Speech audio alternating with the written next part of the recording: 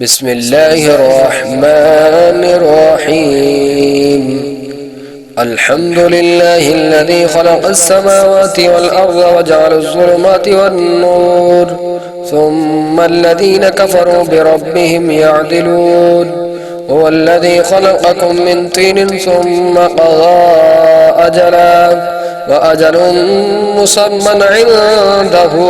ثم أنتم تمترون. وهو الله في السماوات وفي الأرض يعلم سركم وجهركم ويعلم ما تكسبون. وما تأتيهم من آية من آيات ربهم إلا كانوا عنها معرضين. فقد كذبوا بالحق لما جاءهم فسوف يأتيهم أنباء ما كانوا به يستهزئون. ألم يروا كم أهلكنا من قبلهم من قرن مكناهم في الأرض ما لم نمكن لكم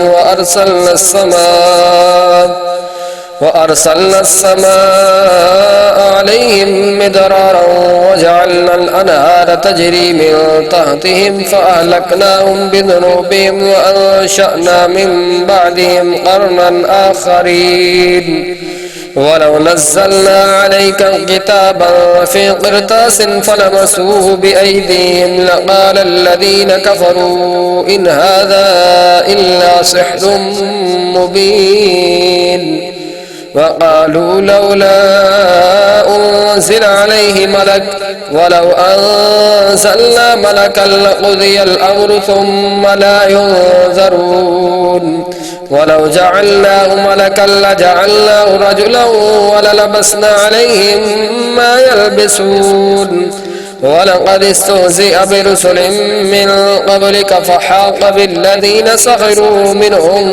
ما كانوا به يستهزئون. قل سيروا في الأرض ثم انظروا كيف كان عاقبة المكذبين. قل لمن ما في السماوات والأرض قل لله كتب على نفسه الرحمة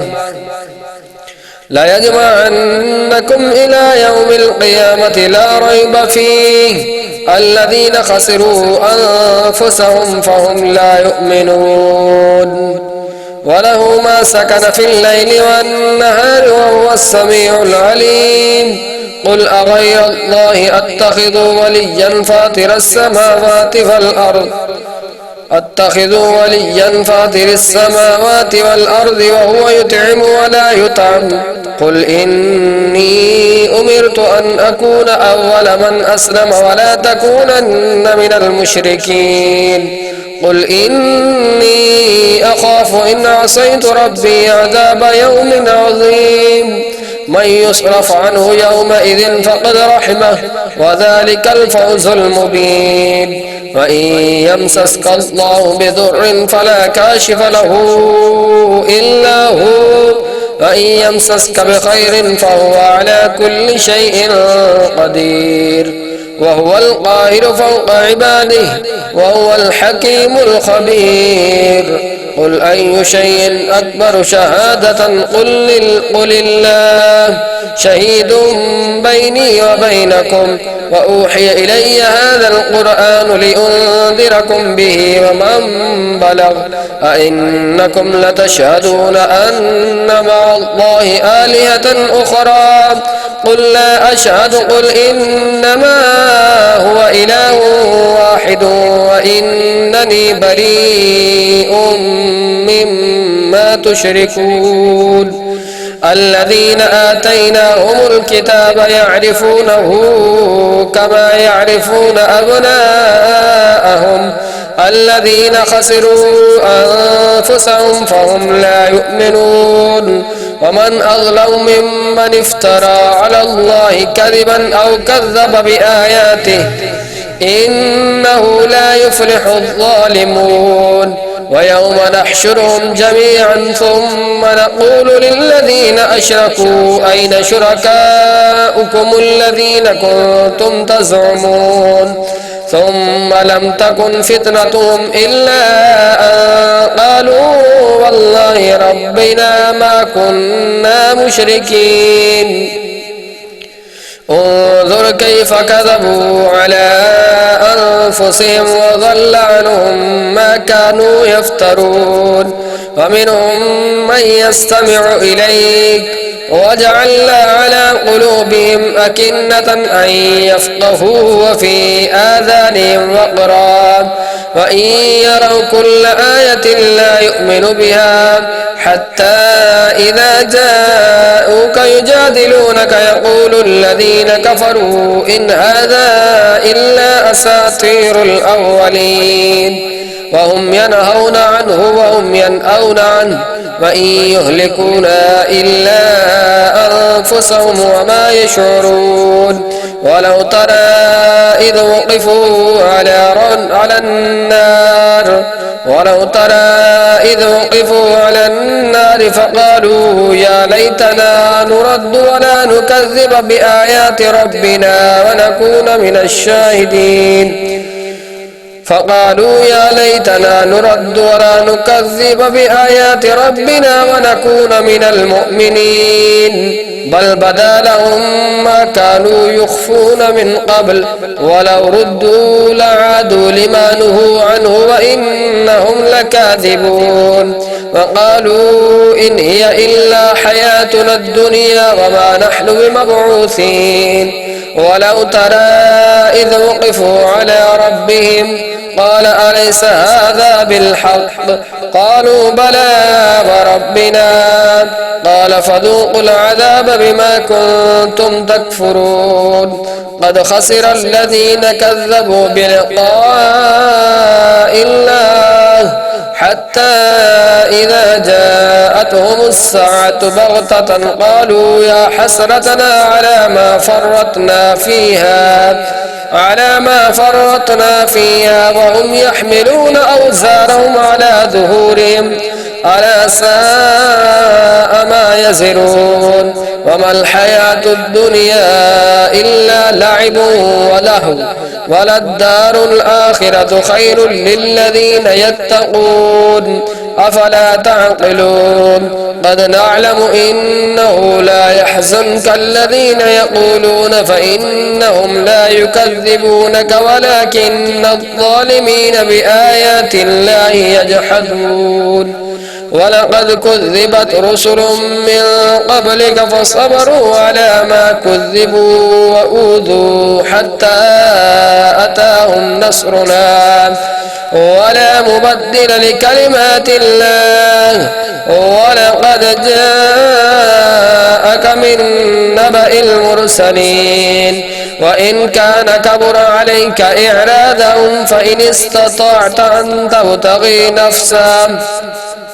وإن كان كبر عليك إعراضهم فإن استطعت أن تبتغي نفقا في الأرض أو سلما في السماء فتأتيهم بآية ولو شاء الله لجمعهم على الهدى فتكونن من الجاهلين إنما يستجيب الذين يسمعون والموتى يبعثهم الله ثم إليه يرجعون وقالوا لولا نزل عليه آية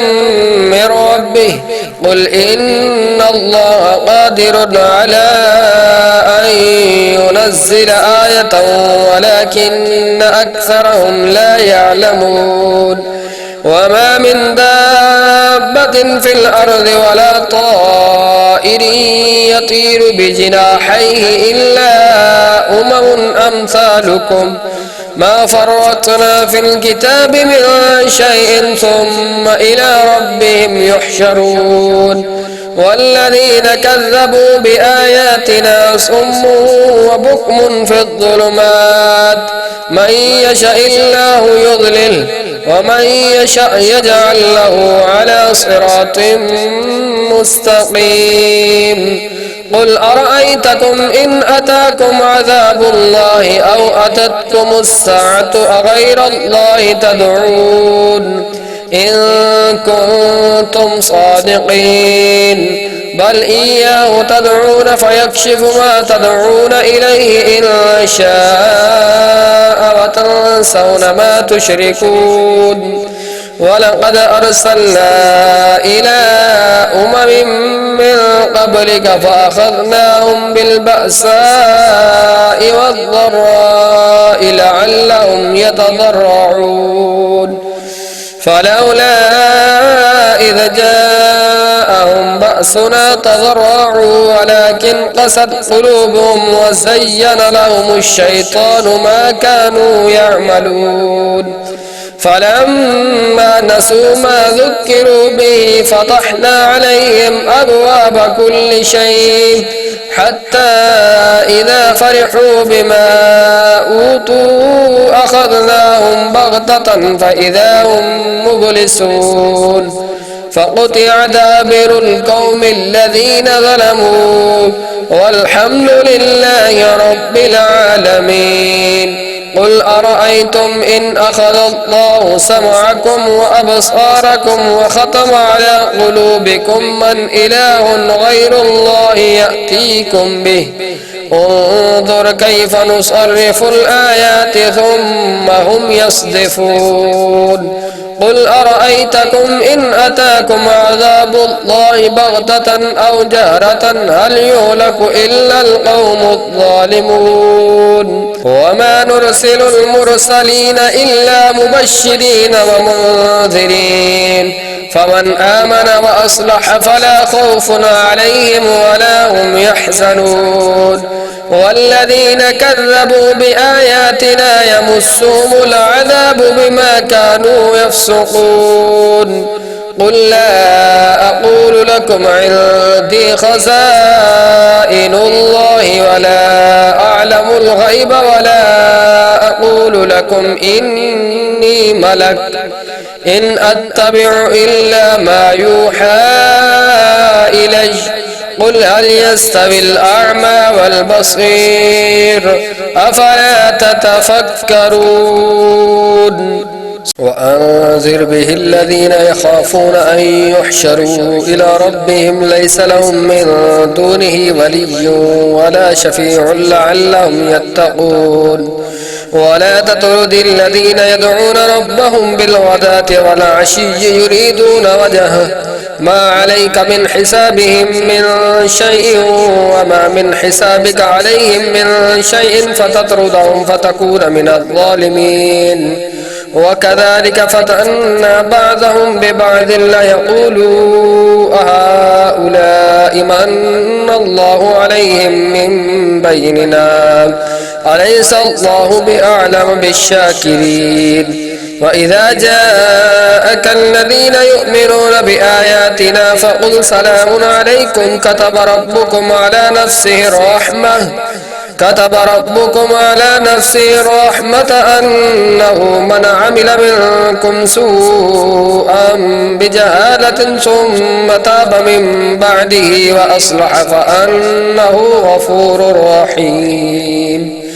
وكذلك نفصل الآيات ولتستبين سبيل المجرمين قل إني نهيت أن أعبد الذين تدعون من دون الله قل لا أتبع أهواءكم قد ضللت إذا وما أنا من المهتدين قل إني على بينة من ربي وكذبتم به ما عندي ما تستعجلون به إن الحكم إلا لله يقص الحق وهو خير الفاصلين قل لو أن عندي ما تستعجلون به لقضي الأمر بيني وبينكم والله أعلم بالظالمين وعنده مفاتح الغيب لا يعلمها إلا هو ويعلم ما في البر والبحر وما تسقط من ورقة إلا يعلمها ولا حبة في ظلمات الأرض ولا رطب ولا يابس إلا في كتاب مبين وهو الذي يتوفاكم بالليل ويعلم ما جرحتم بالنهار ثم يبعثكم فيه ليقضى أجل مسمى ثم إليه مرجعكم ثم ينبئكم بما كنتم تعملون وهو القاهر فوق عباده ويرسل عليكم حفظه حتى إذا جاء أحدكم الموت توفته رسلنا وهم لا يفرطون ثم ردوا إلى الله مولاهم الحق ألا له الحكم وهو أسرع الحاسبين قل من ينجيكم من ظلمات البر والبحر تدعونه تضرعا وخفية لئن أنجانا من هذه لنكونن من الشاكرين قل الله ينجيكم منها ومن كل كرب ثم أنتم تشركون قل هو القادر على أن يبعث عليكم عذابا من فوقكم أو من تحت أرجلكم أو يلبسكم شيعا ويذيق بعضكم بأس بعض انظر كيف نصرف الآيات لعلهم يفقهون وكذب به قومك وهو الحق قل لست عليكم بوكيل لكل نبأ مستقر وسوف تعلمون وإذا رأيت الذين يخوضون في آياتنا فأعرض عنهم حتى يخوضوا في حديث غيره وإما ينسينك الشيطان فلا تقعد بعد الذكرى مع القوم الظالمين وما على الذين يتقون من حسابهم من شيء ولكن ذكرى لعلهم يتقون وذر الذين اتخذوا دينهم لعبا ولهوا وغرتهم الحياة الدنيا وذكر به أن تبصل نفس بما كسبت ليس لها من دون الله ولي ولا شفيع وإن تعدل كل عدل لا يؤخذ منها أولئك الذين أرسلوا بما كسبوا لهم شراب من حميم وعذاب أليم بما كانوا يكذبون لهم شراب من حميم وعذاب أليم بما كانوا يكفرون قل أندعو من دون الله ما لا ينفعنا ولا يضرنا ونرد على أعقابنا بعد إذ هدانا الله كالذي استهوته الشيطان في الأرض حيران له أصحاب يدعونه إلى الهدى ائتنا قل إن هدى الله هو الهدى وأمرنا لنسلم لرب العالمين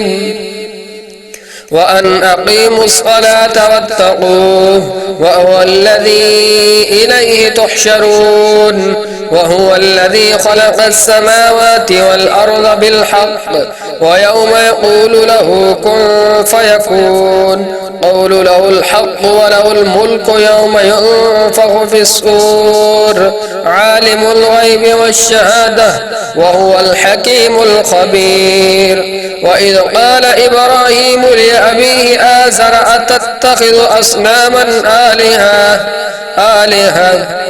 وإذ قال إبراهيم لأبيه آزر أتتخذ أصناما آلهة إني أراك وقومك في ضلال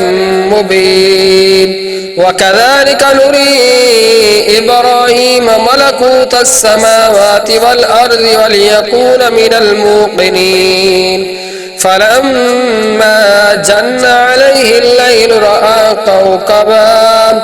قال هذا ربي فلما أفل قال لا أحب الآفلين فلما رأى القمر بازغا قال هذا ربي فلما أفلت قال يا قوم فلما رأى القمر بازغا قال هذا ربي فلما أفل قال لئن لم يهدني ربي لأكونن من القوم الظالمين فلما رأى الشمس بازغة قال هذا ربي هذا أكبر فلما أفلت قال يا قوم إني بريء مما تشركون إني وجهت وجهي للذي فطر السماوات والأرض حنيفا وما أنا من المشركين وحاجه قومه قال أتحاجوني في الله وقد هدان ولا أخاف ما تشركون به إلا أن يشاء ربي شيئا وسع ربي كل شيء علما أفلا تتذكرون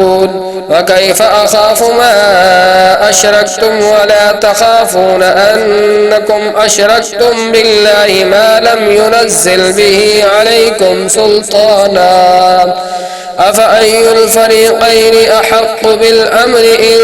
كنتم تعلمون الذين آمنوا ولم يلبسوا إيمانهم بظلم أولئك لهم الأمن وهم مهتدون وتلك حجتنا آتيناها إبراهيم على قومه نرفع درجات من نشاء إن ربك حكيم عليم ووهبنا له إسحاق ويعقوب كلا هدينا ونوحا هدينا من قبل ومن ذريته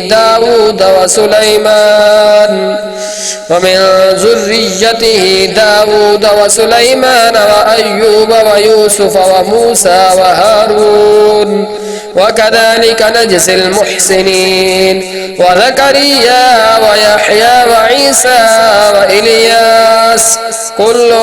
من الصالحين وإسماعيل واليسع ويونس ولوطا وكلا فضلنا على العالمين ومن آبائهم وذرياتهم وإخوانهم واجتبيناهم وهديناهم إلى صراط مستقيم ذلك هدى الله يهدي به من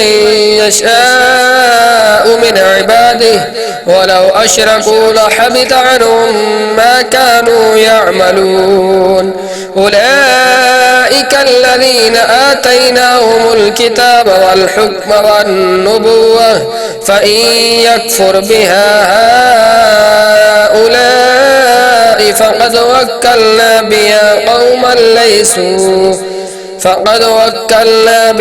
قوما ليسوا بها بكافرين أولئك الذين هدى الله فبهداه مقتده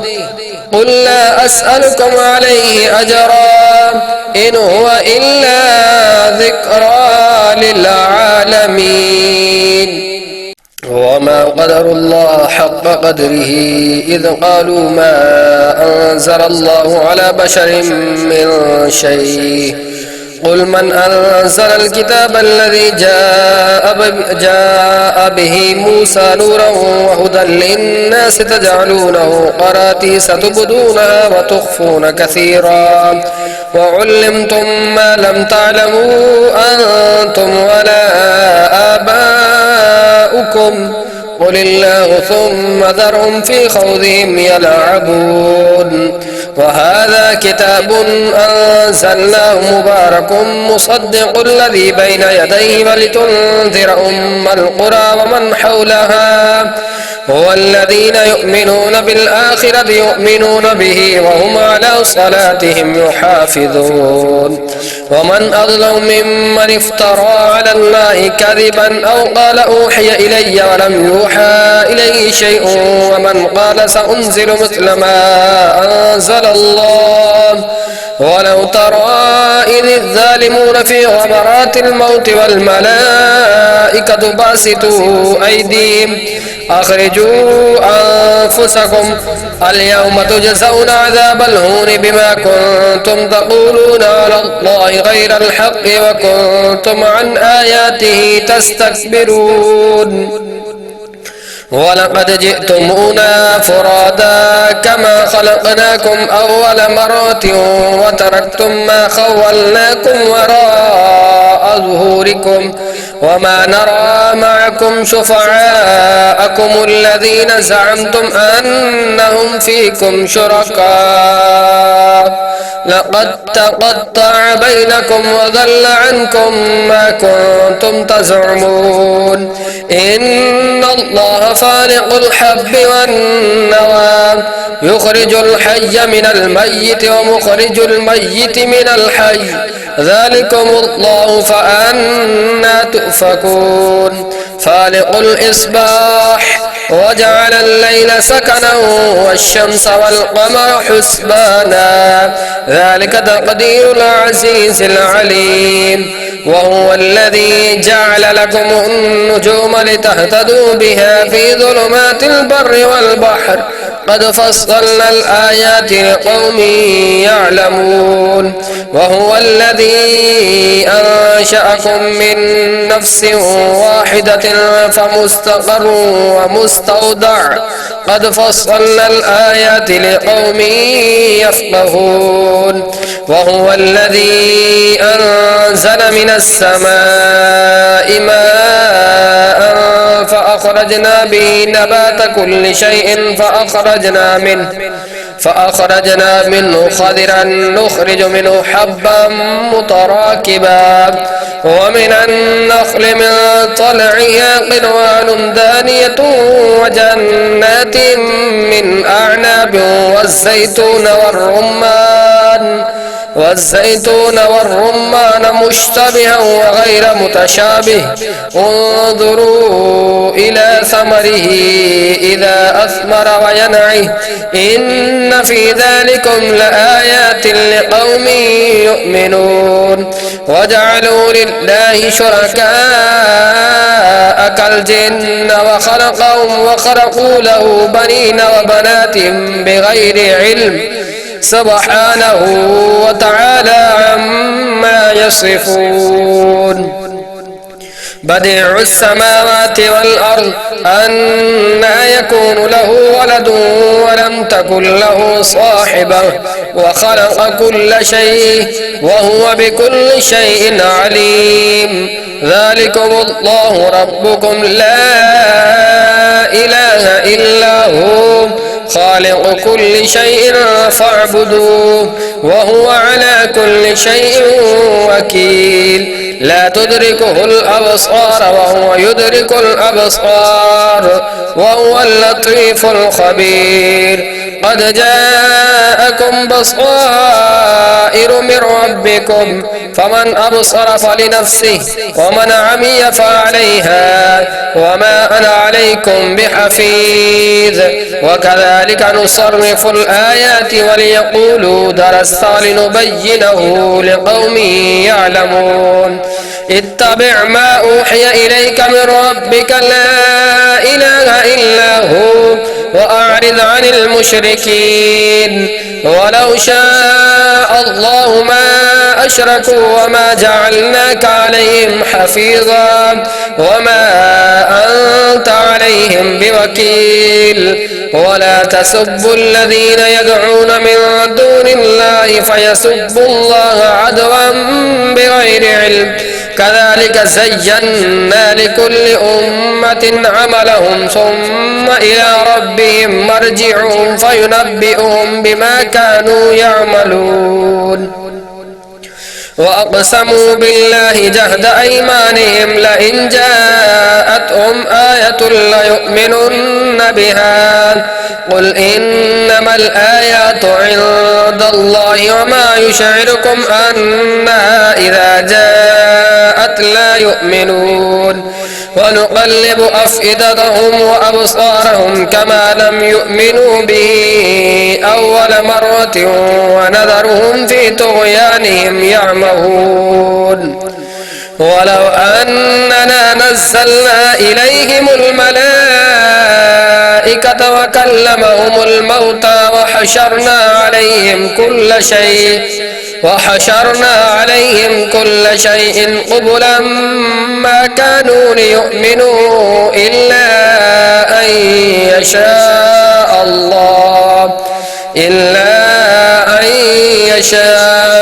الله ولكن أكثرهم يجهلون وكذلك جعلنا لكل نبي عدوا شياطين الإنس والجن يوحي بعضهم إلى بعض زخرف القول غرورا ولو شاء ربك ما فعلوه فذرهم وما يفترون ولتصغى إليه أفئدة الذين لا يؤمنون بالآخرة وليرضوا وليقترفوا ما هم مقترفون أفغير الله أبتغي حكما وهو الذي أنزل إليكم الكتاب مفصلا والذين آتيناهم الكتاب يعلمون أنه منزل من ربك بالحق فلا تكونن من الممترين وتمت كلمة ربك صدقا وعدلا لا مبدل لكلماته وهو السميع العليم وإن تطع أكثر من في الأرض يضلوك عن سبيل الله إن يتبعون إلا الظن وإن هم إلا يخرصون إن ربك هو أعلم من يضل عن سبيله وهو أعلم بالمهتدين فكلوا مما ذكر اسم الله عليه إن كنتم بآياته مؤمنين وما لكم ألا تأكلوا مما ذكر اسم الله عليه وقد فصل لكم ما حرم عليكم إلا ما اضطررتم إليه وإن كثيرا ليضلون بأهوائهم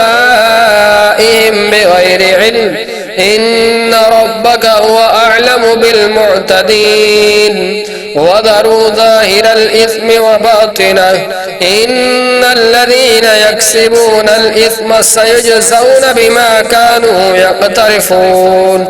ولا تأكلوا مما لم يذكر اسم الله عليه وإنه لفسق وإن الشياطين ليوحون إلى أوليائهم ليجادلوكم وإن أطعتموهم إنكم لمشركون أومن كان ميتا فأحييناه وجعلنا له نورا يمشي به في الناس كمن مثله في الظلمات ليس بخارج منها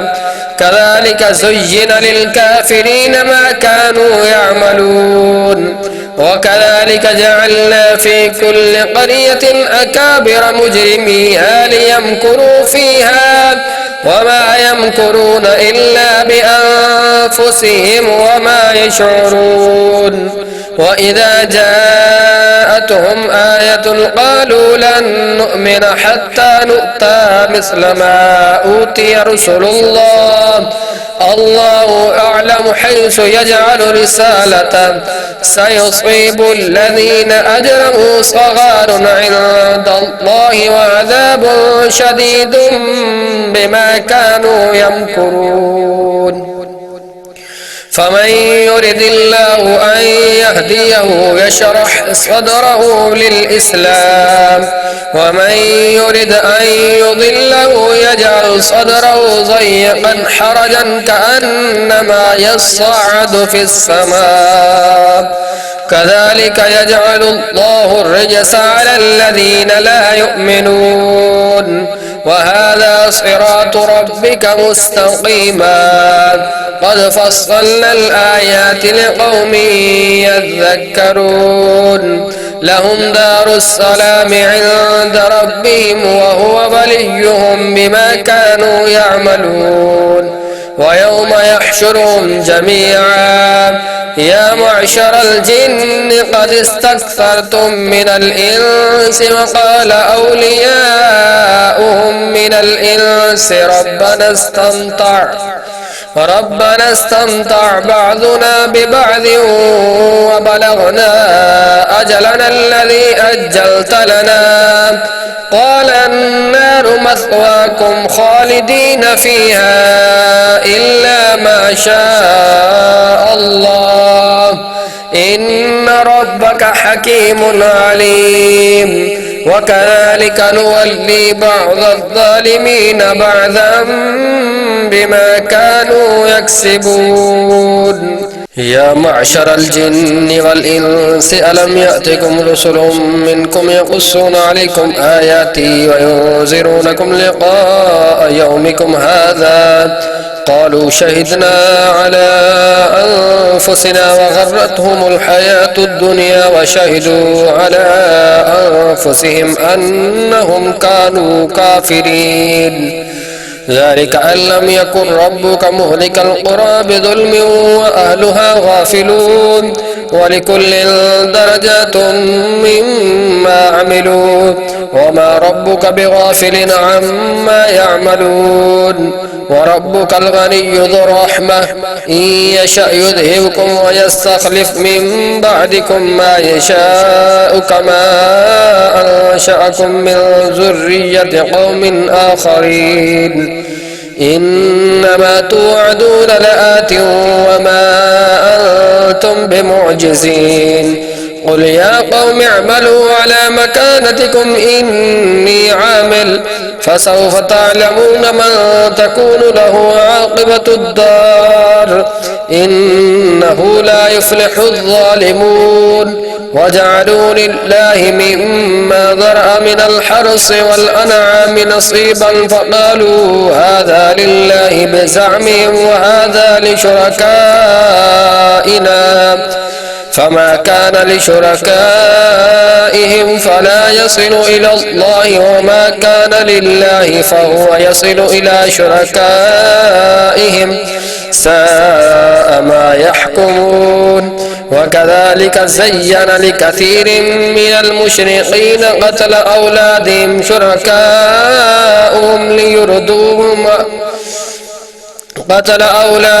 شركاؤهم ليردوهم وليلبسوا عليهم دينهم ولو شاء الله ما فعلوه فذرهم وما يفترون وقالوا هذه أنعام وحرث حجر لا يطعمها إلا من نشاء بزعمهم وأنعام حرمت ظهورها وأنعام لا يذكرون اسم الله عليها افتراء عليه سيجزيهم بما كانوا يفترون وقالوا ما في بطون هذه الأنعام خالصة لذكورنا ومحرم على أزواجنا وإن يكن ميتة فهم فيه شركاء سيجزيهم وصفهم إنه حكيم عليم قد خسر الذين قتلوا أولادهم صفحا بغير علم وحرموا ما رزقهم الله افتراء على الله قد ضلوا وما كانوا مهتدين وهو الذي أنشأ جنات معروشات وغير معروشات والنخل والزرع مختلفا أكله والزيتون والرمان متشابها وغير متشابه كلوا من ثمره إذا أثمر وآتوا حقه يوم حصاده ولا تسرفوا إنه لا يحب المسرفين. ومن الأنعام حمولة وفرشا كلوا مما رزقكم الله ولا تتبعوا خطوات الشيطان إنه لكم عدو مبين. 8 أزواج من الضأن 2 ومن المعز 2 قل الذكرين حرم أم الأنثيين أما اشتملت عليه أرحام الأنثيين نبئوني بعلم إن كنتم صادقين. ومن الإبل 2 ومن البقر 2 قل الذكرين حرم أم الأنثيين أما اشتملت عليه أرحام الأنثيين أم كنتم شهداء إذ وصاكم الله بهذا فمن أظلم ممن افترى على الله كذبا ليضل الناس بغير علم إن الله لا يهدي القوم الظالمين. قل لا أجد فيما أوحي إلي محرما على طاعم يطعمه إلا أن يكون ميتة أو دما مسفوحا أو لحم خنزير فإنه رجس أو فسقا أهل لغير الله به فمن اضطر غير باغ ولا عاد فإن ربك غفور رحيم. وعلى الذين هادوا حرمنا كل ذي ظفر ومن البقر والغنم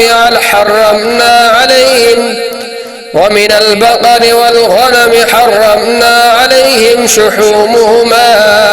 إلا ما حملت ظهورهما أو الحوايا أو ما اختلط بعظم ذلك جزيناهم ببغيهم وإنا لصادقون. فإن كذبوك فقل ربكم ذو رحمة واسعة ولا يرد بأسه عن القوم المجرمين. سيقول الذين أشركوا لو شاء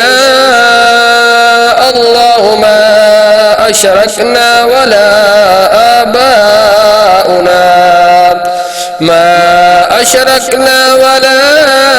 آباؤنا ولا حرمنا من شيء كذلك كذب الذين من قبلهم حتى ذاقوا بأسنا قل هل عندكم من علم فتخرجوه لنا إن تتبعون إلا الظن وإن أنتم إلا تخرصون. قل فلله الحجة البالغة فلو شاء لهداكم أجمعين. قل هلم شهداءكم الذين يشهدون أن الله حرم هذا فإن شهدوا فلا تشهد معهم ولا تتبع أهواء الذين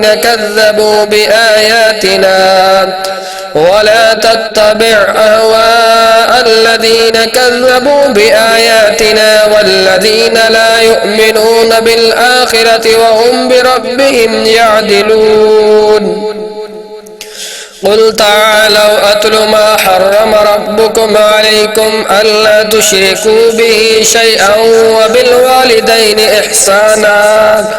ولا تقتلوا أولادكم من إملاق نحن نرزقكم وإياهم ولا تقربوا الفواحش ما ظهر منها وما بطن ولا تقتلوا النفس التي حرم الله إلا بالحق ذلكم وصاكم به لعلكم تعقلون ولا تقربوا مال اليتيم إلا بالتي هي أحسن حتى يبلغ أشده وأوفوا الكيل والميزان بالقسط لا نكلف نفسا إلا وسعها وإذ قلتم فاعدلوا ولو كان ذا قربى وبعهد الله أوفوا ذلكم وصاكم به لعلكم تذكرون وأن هذا صراطي مستقيما فاتبعوه ولا تتبعوا السبل فتفرق بكم عن سبيله ذلكم وصاكم به لعلكم تتقون ثم آتينا موسى الكتاب تماما على الذي أحسن وتفصيلا لكل شيء وهدى ورحمة لعلهم بلقاء ربهم يؤمنون وهذا كتاب أنزلناه مبارك فاتبعوه واتقوا لعلكم ترحمون أن تقولوا إنما أنزل الكتاب على طائفتين من قبلنا وإن كنا عن دراستهم لغافلين أو تقولوا لو أنا أنزل علينا الكتاب لكنا أهدى منهم فقد جاءكم بينة من ربكم وهدى ورحمة فمن أظلم ممن كذب بآيات الله وصدف عنها سنجزي الذين يصدفون عن آياتنا سوء العذاب بما كانوا يصدفون هل ينظرون إلا أن تأتيهم الملائكة أو يأتي ربك أو يأتي بعض آيات ربك يوم يأتي بعض آيات ربك لا ينفع نفسا إيمانها لم تكن آمنت من قبل أو كسبت في إيمانها خيرا قل انتظروا إنا منتظرون إن الذين فرقوا دينهم وكانوا شيعا لست منهم في شيء إنما أمرهم إلى الله ثم ينبئهم بما كانوا يفعلون من جاء بالحسنة فله عشر أمثالها ومن جاء بالسيئة فلا يجزى إلا مثلها وهم لا يظلمون قل إنني هداني ربي إلى صراط مستقيم دينا قياما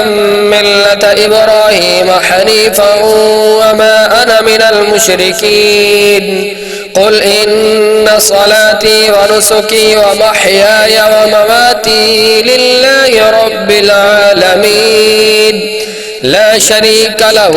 وبذلك أمرت وأنا أول المسلمين قل أغير الله أبغي ربا وهو رب كل شيء ولا تكسب كل نفس إلا عليها ولا تزر وازرة وزر أخرى ثم إلى ربكم مرجعكم فينبئكم بما كنتم فيه تختلفون وهو الذي جعلكم وهو الذي جعلكم خلائف الأرض ورفع بعضكم فوق بعض درجات ليبلوكم فيما آتاكم إن ربك سريع العقاب وإنه لغفور رحيم.